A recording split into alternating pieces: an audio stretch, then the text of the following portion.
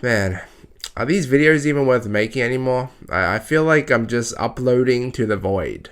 I mean, my food review slash lifestyle channel has gotten just over half the amount of subs on this channel in under a month than all the subs this channel has gotten in 3 years and a half. That's fucking bonkers. Oh well, I guess that's what I get for fucking up this channel back when I started in the early days by not really having a niche. Now nothing on here is getting recommended.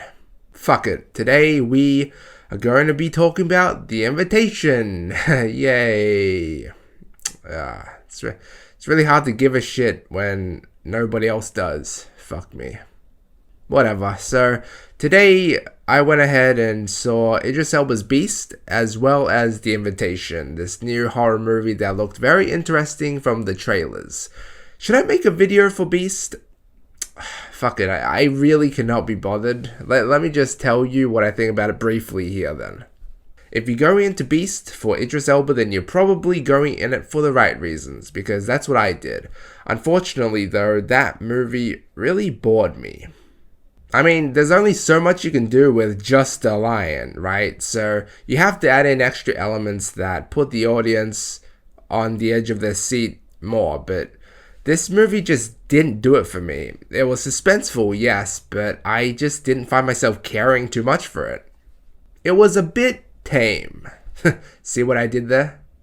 The movie was okay, but I just didn't really find myself caring too much for any of the characters.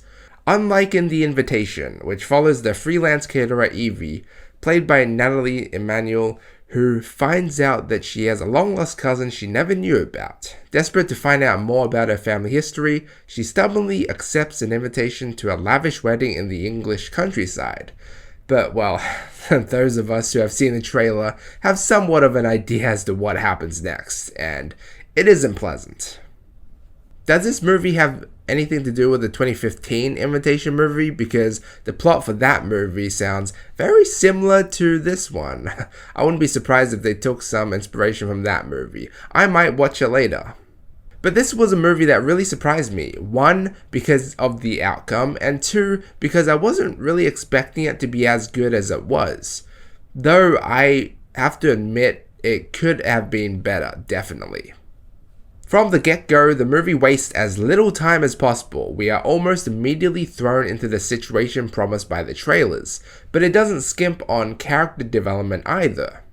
There's a lot of backstory behind Natalie Emmanuel's character that really makes you feel for her, while a lot of scary shit is happening that she isn't really aware of. So there's like a sense of mystery as to like what is going on while we're learning more about her character.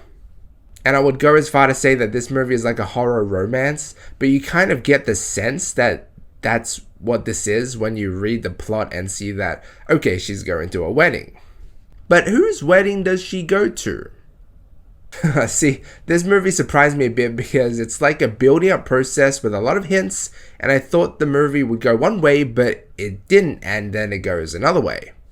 Unfortunately, it didn't go the way I thought it would. I thought it would go in like a more supernatural route, like it was a haunted mansion or whatever. I'm just gonna leave it at that. I'm not going to mention what it ended up being, obviously, but let's just say that it could have been better.